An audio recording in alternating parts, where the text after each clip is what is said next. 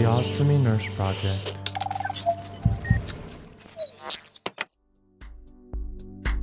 Hello and welcome back to another episode of the Ostomy Nurse Project. It is your friendly neighbourhood stoma nurse Felicity, otherwise known as your host, and we've got a super fun episode for you today. Well, I think it's a super fun episode because I'm not talking about stomas, I'm talking about food. I love the food episodes because I get to talk about all things digestive, and in this episode in particular, I want to share with you some of my favourite recipes for people who live with a stoma, particularly in the initial post-operative phase after having stoma formation done. Now, the recipes I'm going to be sharing with you today are recipes that can be utilized, and these meals can be made up at any stage in your stoma life, whether that's from beginning to end or even after stoma reversal. For those of you who go on to have your stoma reversed or rehooked up, these recipes are really good because they still follow the principle of low residue, very easy to digest, but also packed with nutrients and make it easier for you to digest. Now, one of the questions that I get asked very frequently when people are in hospital shortly after their stoma formation surgery is the question of what am I allowed to eat and what can't I eat?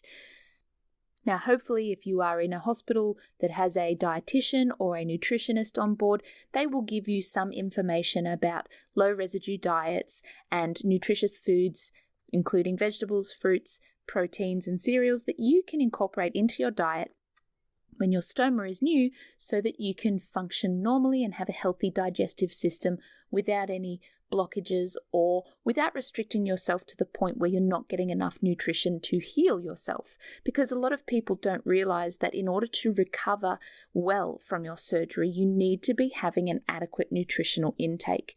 And unfortunately, one of the things about having stoma surgery is that it's abdominal surgery, and operations on the bowel can leave us quite disinterested in food. We may not have a particular appetite for quite some time.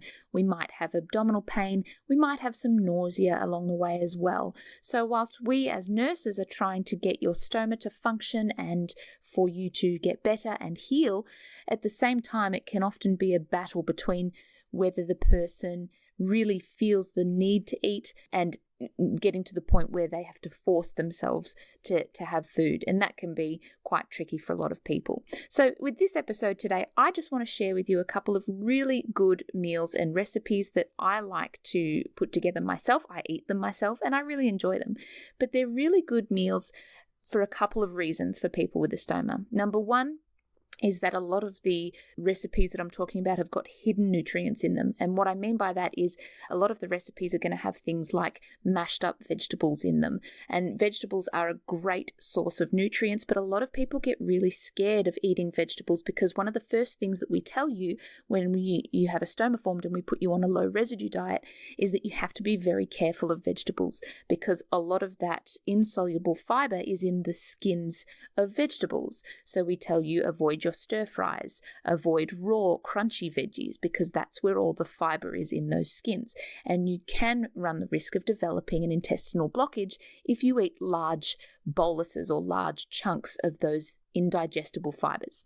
So the good thing about these recipes is that the hidden veggies in these have all been blended up or mashed so that you are still able to get the maximum amount of nutrients out of that meal, but you'll still be able to digest it very easily. And I like the meals because they're generally nutritious. And they're not like your hospital meals where, we put you on fluid diet to begin with and you get what they call a soup. And the soup might even be just some hot water with perhaps a stock cube crumbled up into it. It's not appetizing, and we understand that hospital food is not appealing to people anyway, but these meals that I'm going to talk to you about are meals that anybody can eat. It's not just a specific diet for this person with a stoma. It's a meal that can be pre-prepared, stored, and it can suffice to feed an entire family.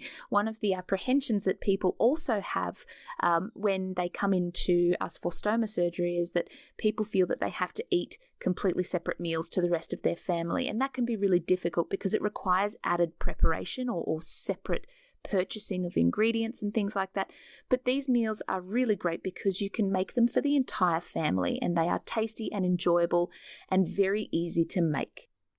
All right, so I'm going to be covering 3 recipes in this episode. I could list off many, many more of them, but because of time constraints, you don't want to sit in your car tuning into the podcast and listen to me rattling off recipes.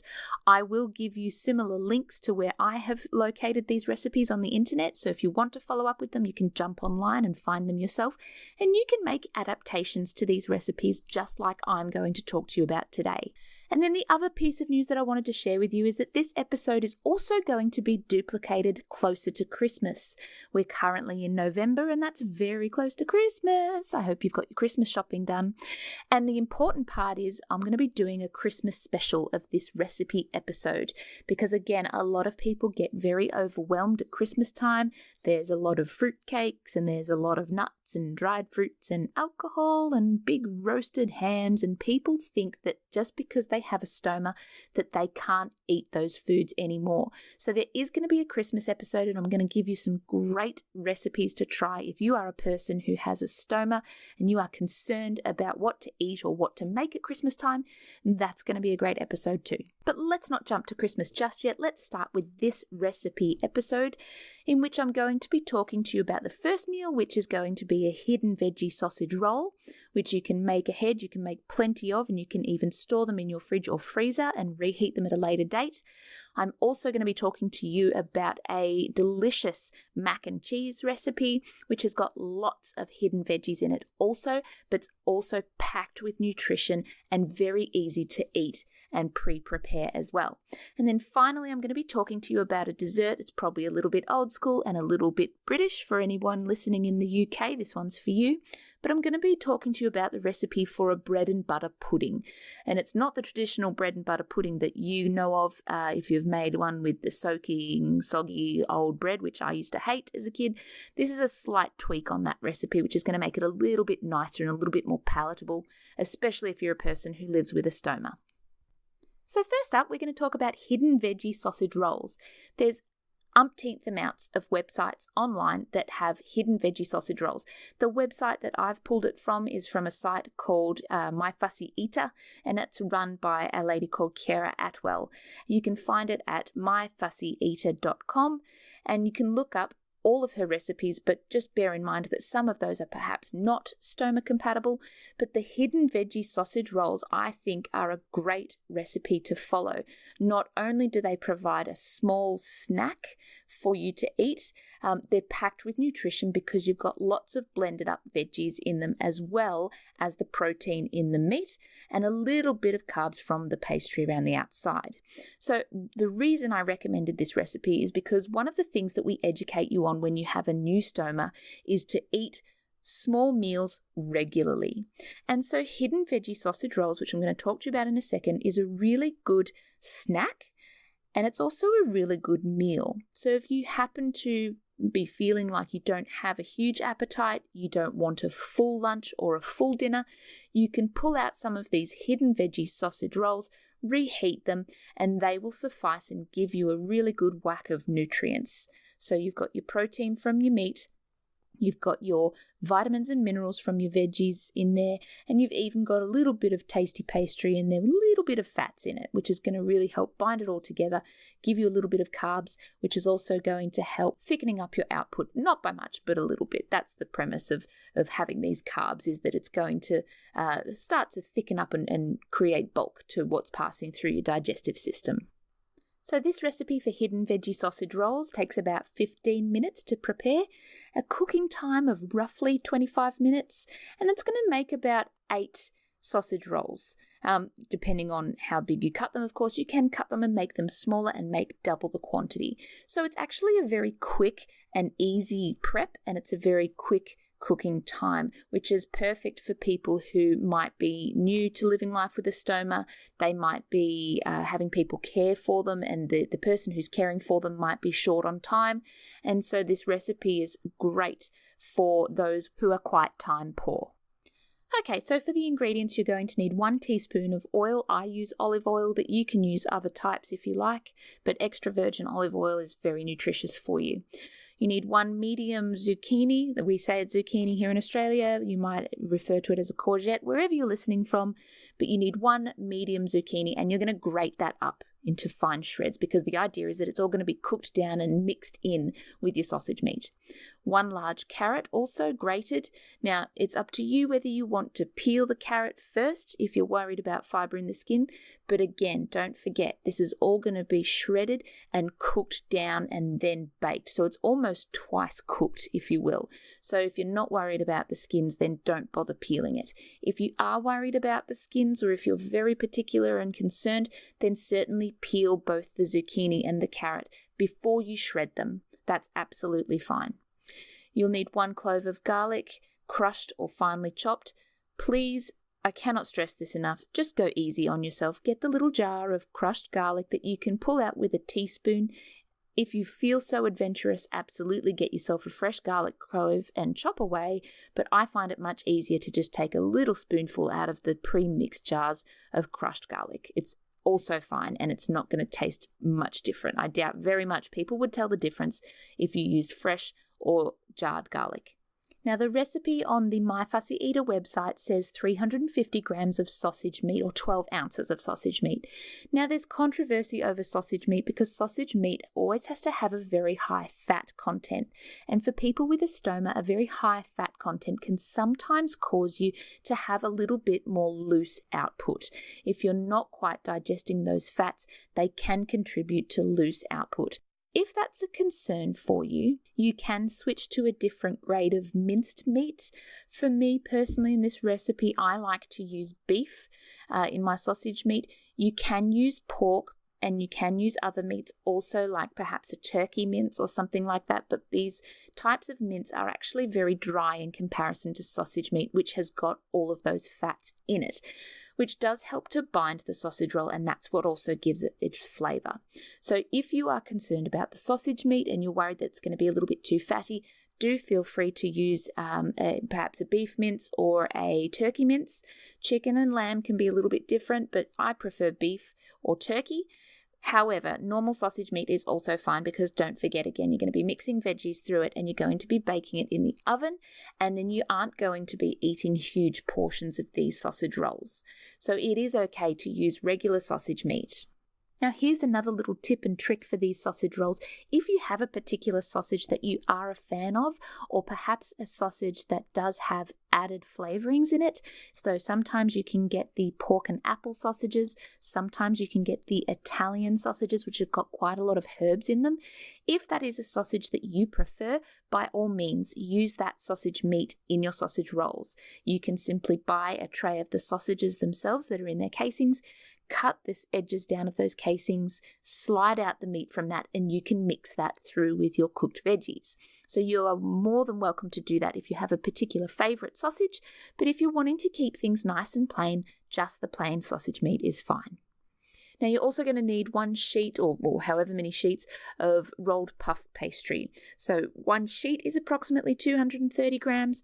I find that 1 sheet of puff pastry makes plenty of mini sausage rolls. Don't forget, you're going to be cutting long strips, rolling them, cutting another long strip, rolling them. So I find that I can actually get about 8 long sausage rolls out of 1 12 by 12 sheet of puff pastry.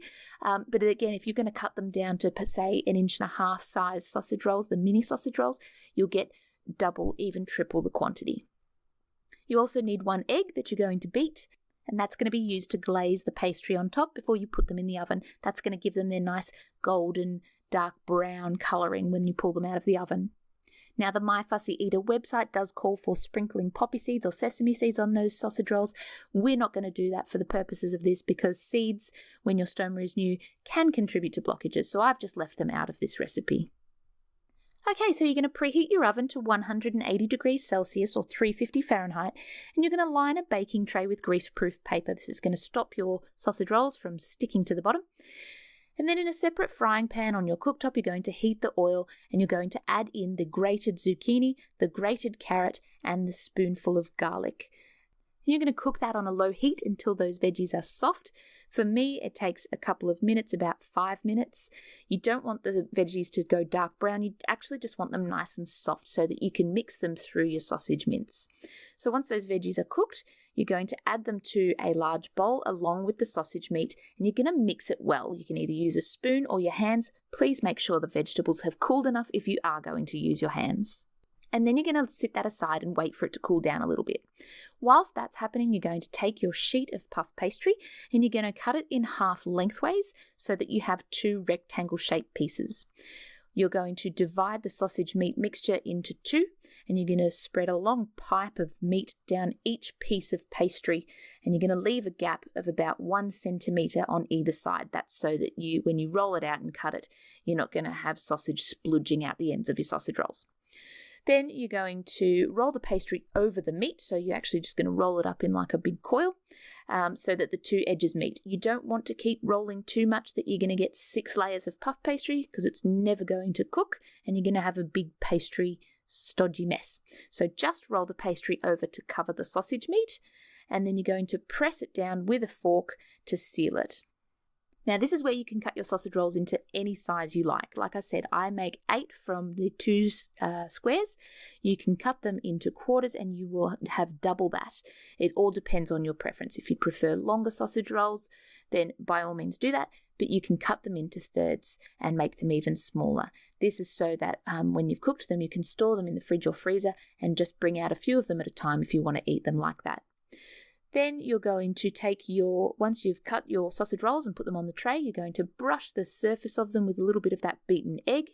Then you're going to pop them in the oven for 25 to 30 minutes, and that time will depend on the size of the sausage rolls. So the smaller you cut them, the less time they'll probably take. But you want the top to be golden brown and cooked through, and with puff pastry, you'll start to notice that it swells up and gets nice and puffy and golden and delicious.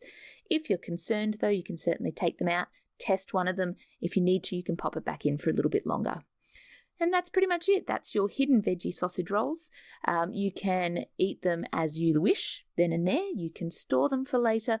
But the idea is they are very easy to prepare, very easy to cook, and that's going to give you a really healthy and nutritious snack to eat after your stoma surgery if you are time poor and you don't have much of an appetite. And again, if you don't like them, but your family loves sausage rolls, they can certainly help themselves to them as well. They are a family-friendly, stoma-friendly meal. So that's it. That's the hidden veggie sausage rolls from the My Fussy Eater website.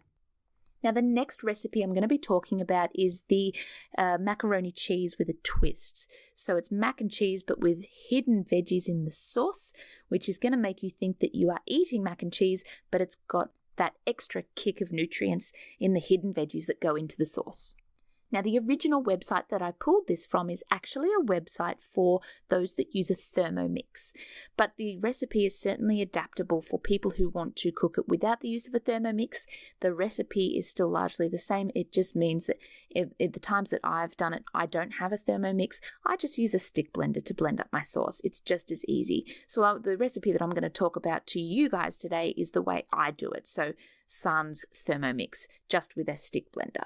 And that's going to be much easier for you as well. Look, if you've got a Thermomix, you can look up this recipe. It is on the website called skinnymixers.com.au, skinnymixers.com.au, and this is run by a lady who does lots of different Thermomix recipes. But I really love this mac and cheese with a twist recipe because it is certainly adaptable for people who live with a stoma. Pasta is one of the things that we encourage you to eat because having those starchy carbs is going to help with your output. And the cheese sauce that we put in it has a good hit of dairy, a good hit of flavour, and it's also got hidden veggies in it. So much like the hidden veggie sausage rolls, you're going to get those additional nutrients from the cheese and from the veggies in the sauce, but you will barely taste them. I can tell you I've had this recipe a lot of times and it's delicious. So you don't even have to have a stoma to enjoy this meal. I make it regularly for my daughter and we love it. Now again, this recipe is really easy to prep and it's really easy to cook.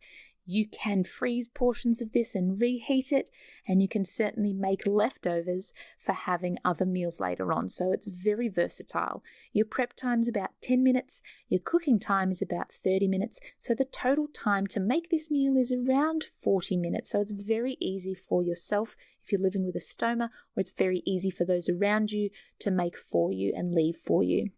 Now, this recipe serves approximately 8 people, so it's designed to serve a whole family dinner.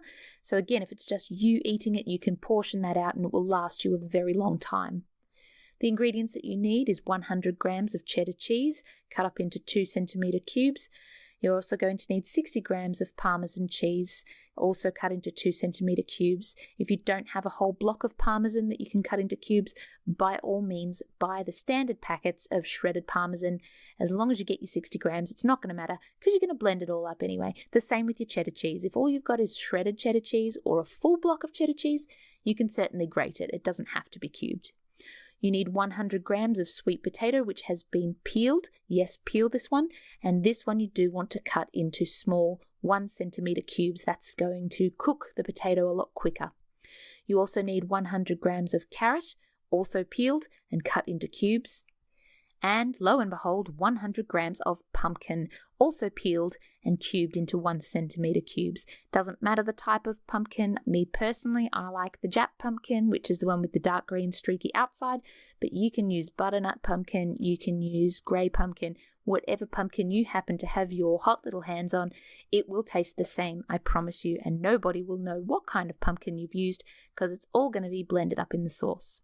And then you're also, again, going to need 1 zucchini, roughly chopped.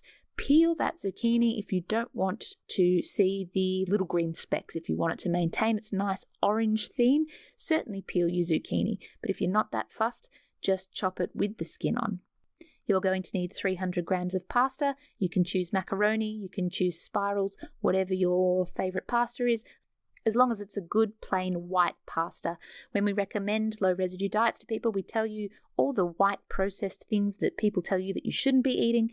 We're happy for you to eat it because it's going to be very simple and refined and easy to digest. So any white pasta, if you have an aversion to pasta or if you happen to be celiac or gluten-free, you can substitute that for a gluten-free pasta, but try and stick to the gluten-free pastas that are rice-based and avoid the pulse pastas.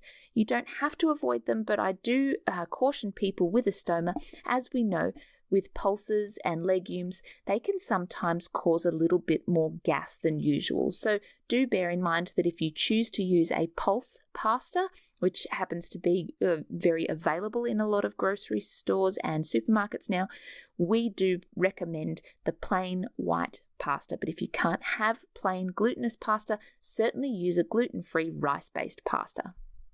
Other ingredients includes 500 milliliters of milk, full fat is fine, 50 grams of plain flour, again if you're gluten-free, use your alternative, 40 grams of butter, and 200 grams of diced ham. Now you can dice your ham even smaller if you are concerned that you're not going to chew the ham enough, or if you're worried that the ham is going to be a bit too chewy and you're not going to digest it well. Simply dice it even finer, so chop it right down into very small pieces. Or if you are even too concerned about that, simply leave it out. You don't have to put ham in. This recipe is also very suitable for vegetarians. So any vegetarians out there who live with a stoma, simply don't put ham in. This recipe is delicious without meat as well. But we do say throw in some ham because that's a good whack of protein, which is going to help with healing.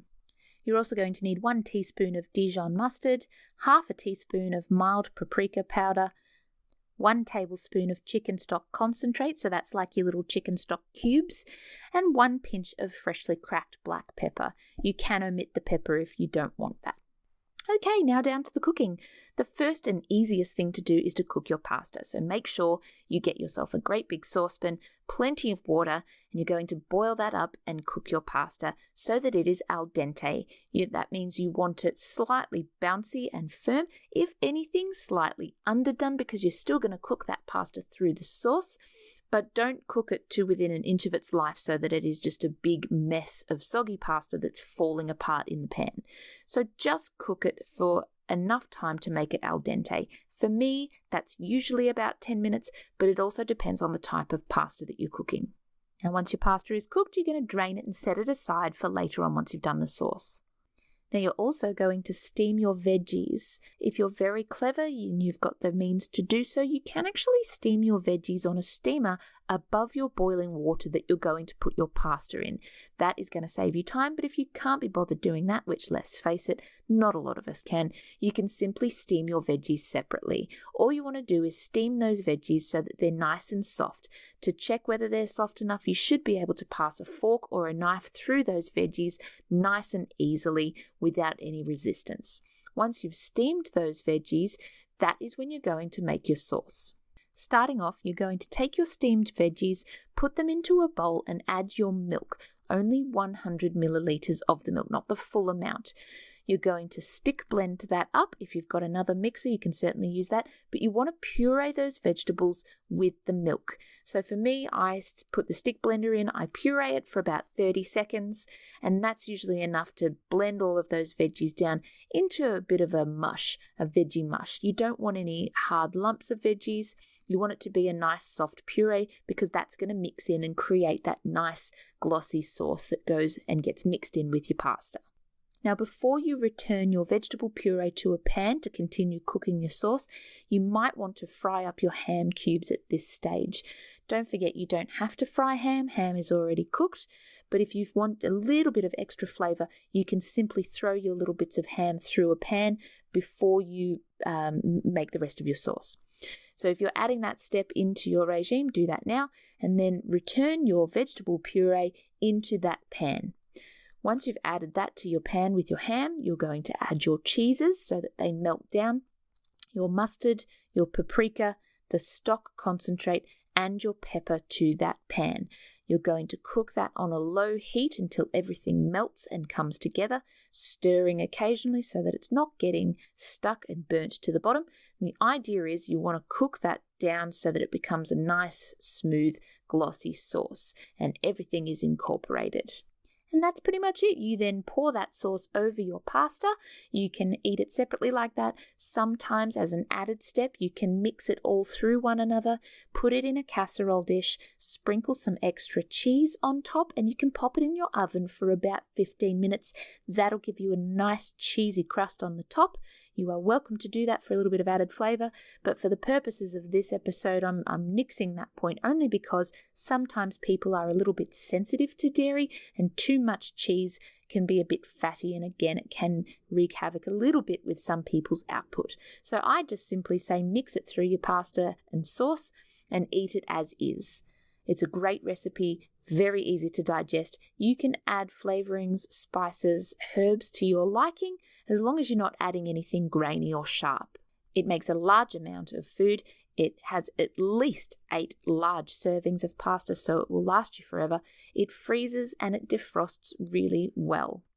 Once again, that is the hidden veggie mac and cheese with a twist from skinnymixes.com.au, but you'll find if you just Google hidden veggie macaroni cheese, there is heaps of recipes online that have adaptations of that. Some of those adaptations include the use of cauliflower in the sauce. We do caution the use of cauliflower in these cheese sauces if you're going to use it, only because cauliflower is a known vegetable to increase the amount of gas. And for people who live with a stoma, too much cauliflower can cause a bit more gas, and it can cause ballooning if you are a person who wears a bag. So for the recipe that I've given you, I have used a recipe that doesn't use cauliflower.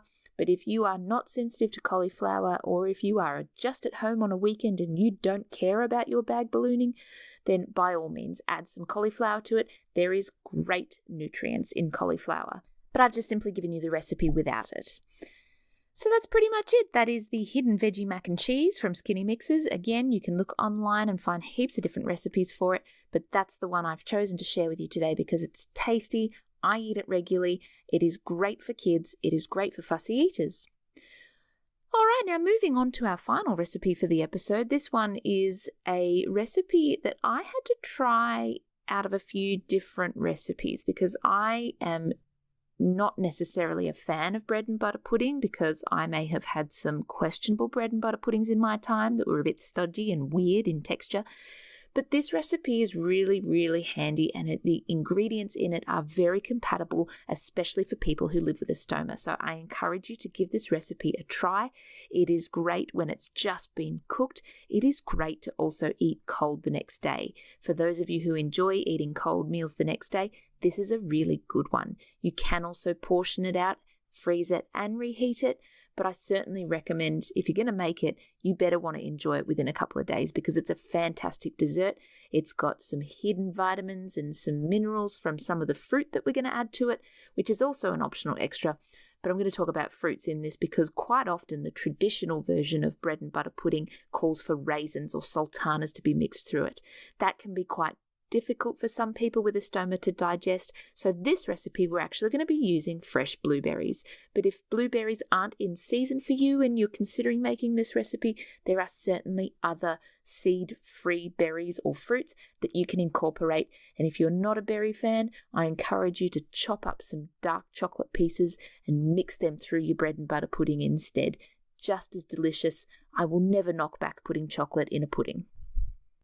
Okay, so for this dessert recipe, you're going to need a 450-gram loaf of white sandwich bread. Your plain old $2 loaf from your supermarket, and you want it to be a little bit stale. So if you're going to buy it, use a loaf that you've had for a couple of days where it's starting to get a little bit stiff. Please don't use bread that's gone so stiff that it's growing green stuff on it. You just want it to be a little bit firm because it's going to cook up better. If it's too fresh, it just bakes into a soggy mess. So you can use white sandwich loaf or toast loaf if you want it thicker, but the idea is you want it that little bit stale. If you can't wait for that and you have just bought a fresh loaf, you can actually pre-toast it if you need to. You can pop it in the oven on 350 degrees Fahrenheit just for about 10 minutes or so, just to dry it out a little bit and make it a little bit stiffer. So 1 450-gram loaf of white sandwich bread, 3 tablespoons of unsalted butter, which has been softened or melted, plus a little bit of extra butter, which you're going to smear around your dish so that it doesn't stick to the edges. You need 1 cup of fresh blueberries. As I mentioned, I use a full 125-gram punnet. You can use the 170-gram punnets if you like. The more the merrier. It's going to give it delicious flavour and a little bit of fruit sugar just to keep it that little bit tangy.